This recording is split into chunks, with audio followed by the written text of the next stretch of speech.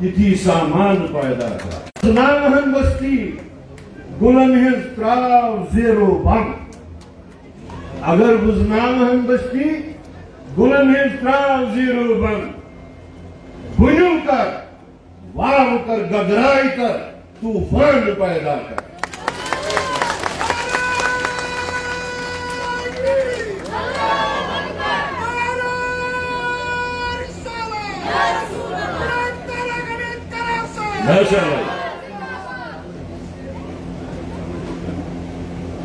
All India Congress committee के general secretary और हमारे इंचार्ज राज्यसभा के मेंबर जनाब नासिर हुसैन साहब, मेरे छोटे भाई गुलाम अहमद मीर साहब,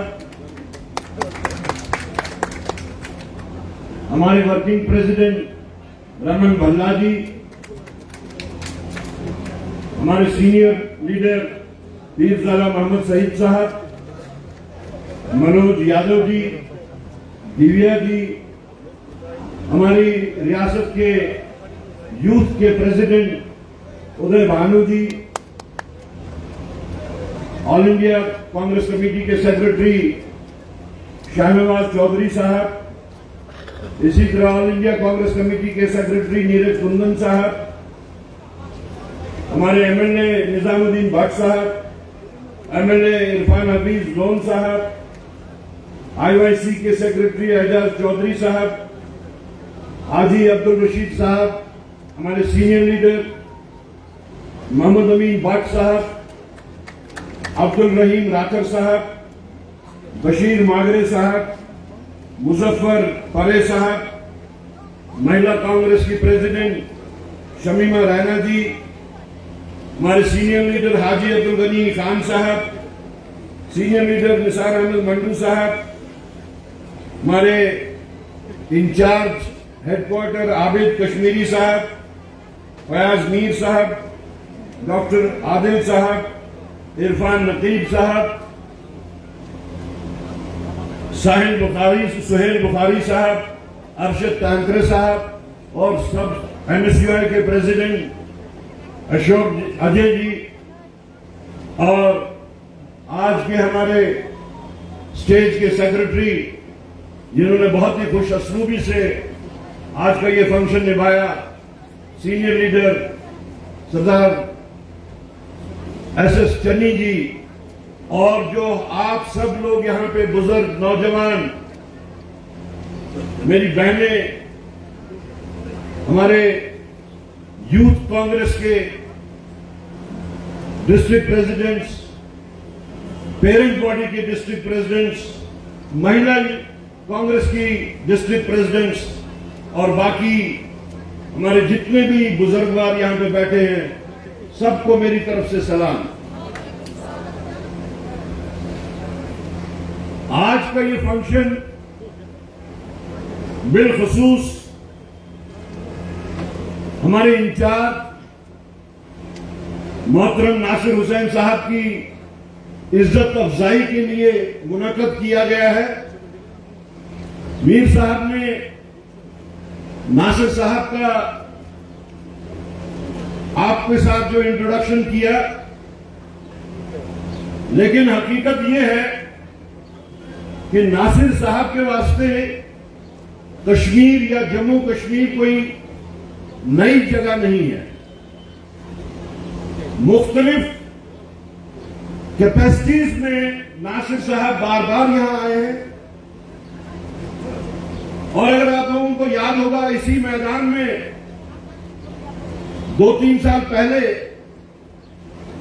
जब हमारे प्रेसिडेंट खड़गे जी का इलेक्शन था, तो इसी जगह पे स्टेज लगा था, इसी जगह पे कुर्सियां लगी थी, खड़गे जी के साथ में ये थे और यहां से आप लोगों से बात भी की।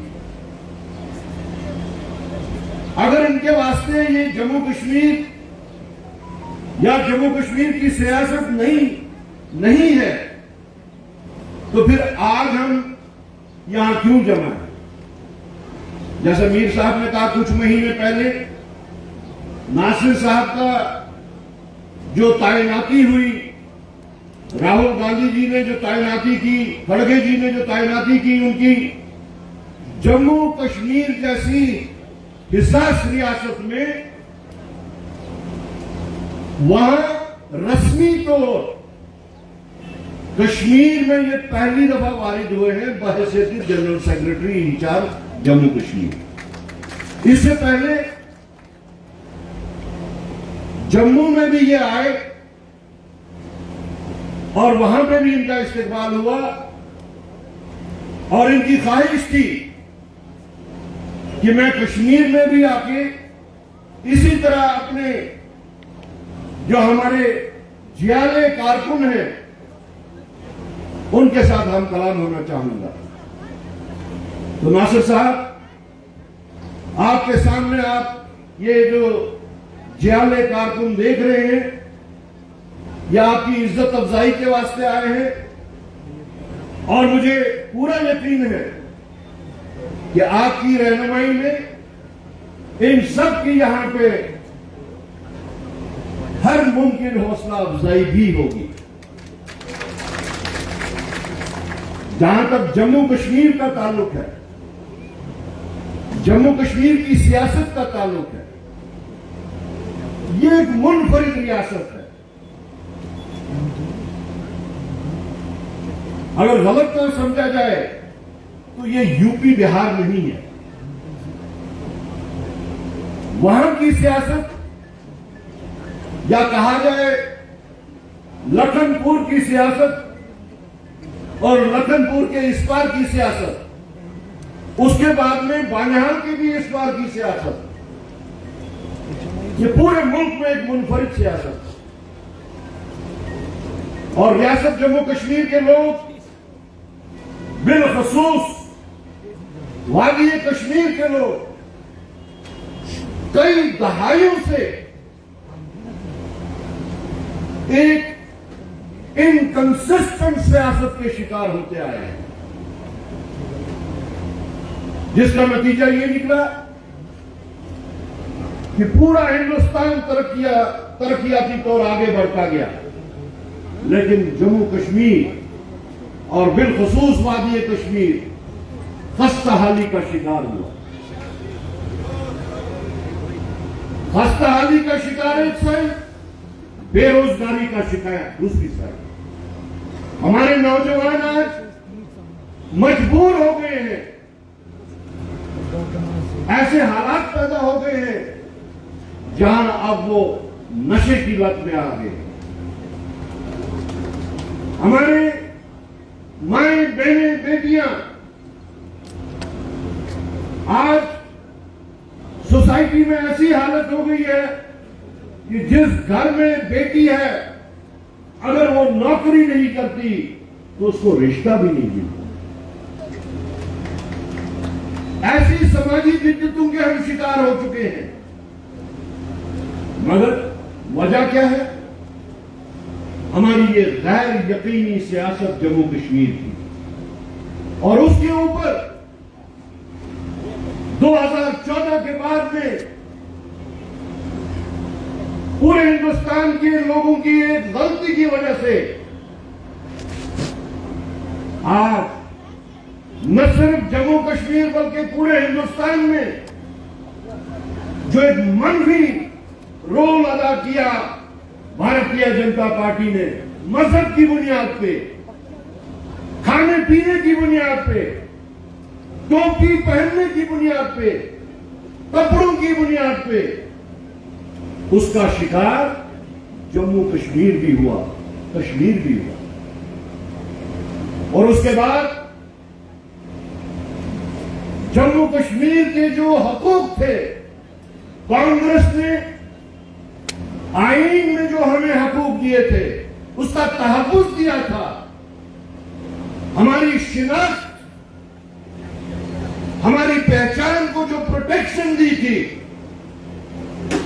5 अगस्त 2019 को जिसको गैर आईनी और गैर जमहूरी तौर से छीन लिया गया, उसके बाद से ये कौम जो है अपनी उस पहचान के वास्ते दम घुट हो गए हैं, दम हो गया है उनको। बात करें तो या public safety act, public safety act में फिर जम्मू कश्मीर के जेल भी उनको नसीब नहीं होते, मुल्क के बाकी जेलों में उनको भेजा जाता है। आज आप पानी के मामले में, आप सड़क के मामले में, आप बिजली के मामले में अगर प्रोटेस्ट करें, आज वो भी पब्लिक सेफ्टी एक्ट के तहत बंद किए जाते हैं।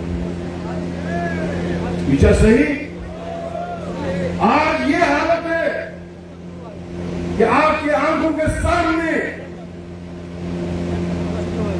हमारी रियासत के जो हकूक थे उसके बारे में भी अगर बात करेंगे, मीडिया वाले भी इस चीज के गवाह हैं और खुद से शिकार हैं, उनको भी यूएपीए के तहत बात किया जाता है। तो कहने का मतलब यह है, जैसे मीर साहब ने कहा कि हमारी हालत जो इस वक्त आप देख रहे हैं, बेशक जोश और जज्बा है हम में, लेकिन हम अंदर से खोखले होते हैं।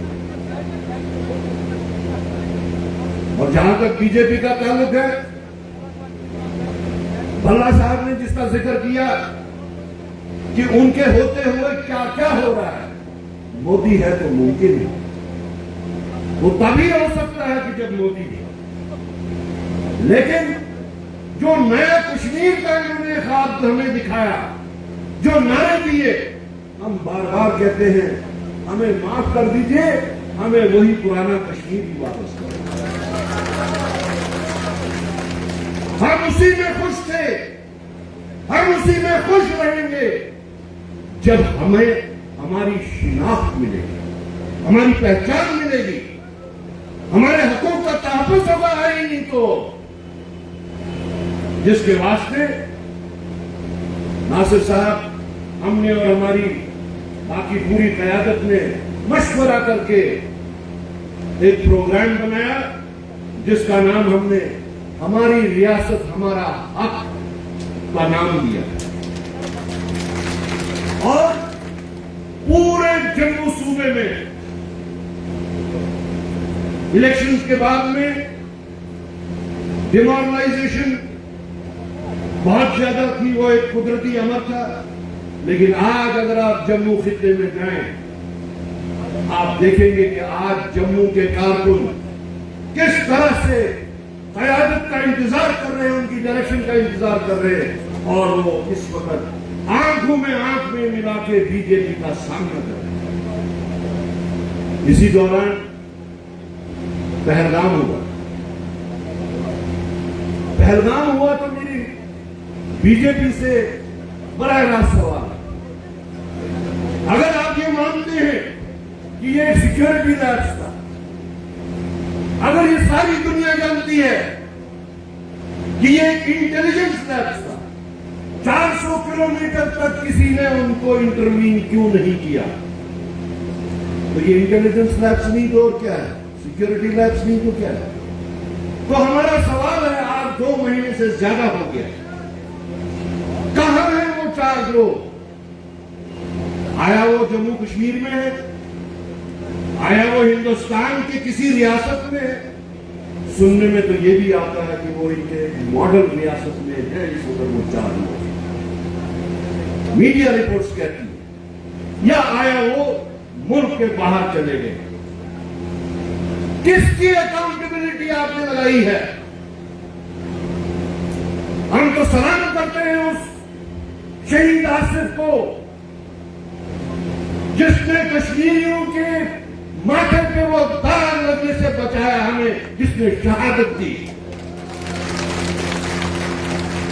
अगर हमारे उस बच्चे ने शहादत न दी होती, आज शायद हम में से पता नहीं कितने लोग जेलों का में चक्की पीस रहे। नतीजा है ये उसकी शहादत का। हम हिंदुस्तान की सिविल सोसाइटी को भी सलाम करते हैं जिन्होंने इस चीज को महसूस किया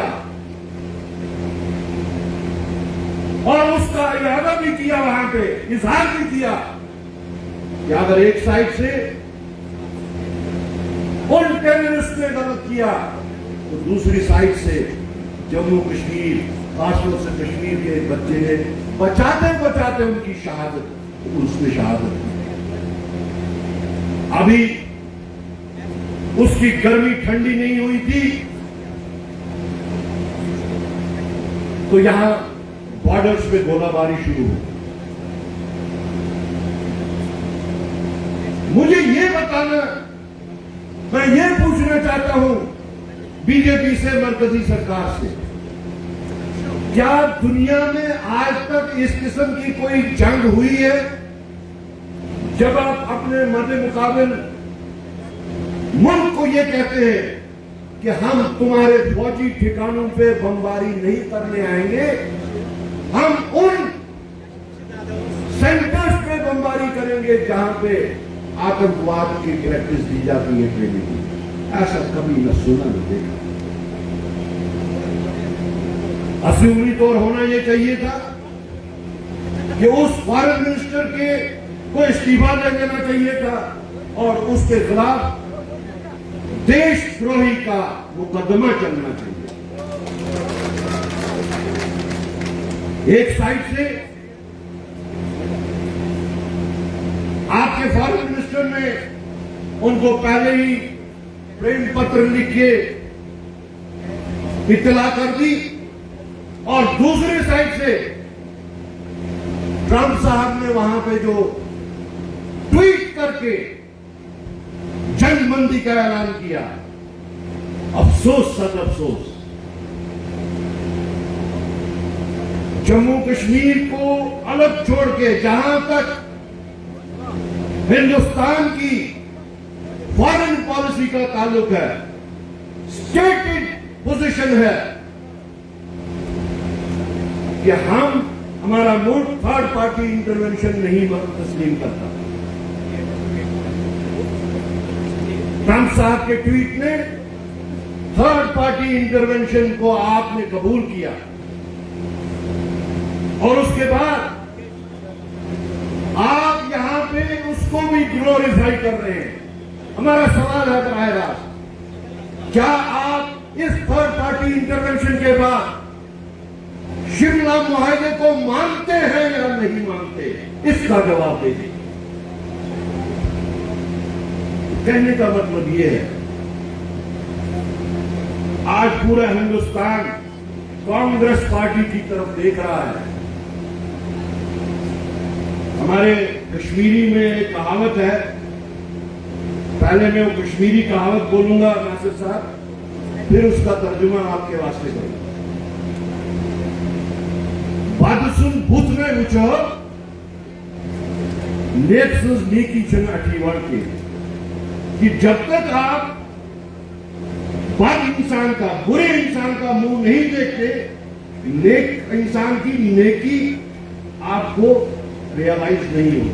आज पूरे हिंदुस्तान ने उस बद का मुंह देख लिया है और नेकियां याद आ रही हैं और आज वो उन नेकियों को याद कर रहे हैं। वो है आप लोग, इंडियन नेशनल कांग्रेस। आज पूरे हिंदुस्तान में एक ही आवाज है, राहुल गांधी।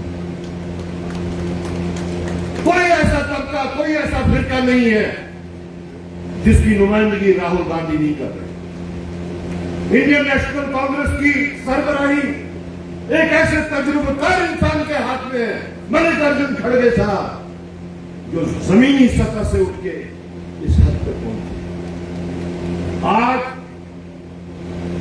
मैं अगर ये कहूं आप सब के लिए, आपके जरिए पूरे जम्मू कश्मीर के लिए, बिलखसूस कश्मीर के लिए, क्या जम्मू कश्मीर की मजबूरी है कांग्रेस पार्टी, जम्मू कश्मीर की कांग्रेस पार्टी जम्मू कश्मीर की पीछे से नहीं बोल रहे, शायद वो तकलीफ का शिकार नहीं है। जम्मू कश्मीर की कांग्रेस पार्टी, और इसी कांग्रेस पार्टी को अगर हमने यहां पे एक मुतबादल बनाना है तो उसके वास्ते हमें शायद अपने घुटनों पे, अपनी टांगों पे खुद से खड़ा होना होगा। जिस तरह मीर साहब ने कहा, वक्त आ गया है कि हमने जो बैसाखी और पकड़ी है, आइंदा हमें किसी बैसाखी की जरूरत नहीं। और उसके वास्ते चाहे पंचायत सतह हो, चाहे बीडीसी हो, डीडीसी हो, हर सतह पे हमने अपनी प्रेजेंस दिखानी है।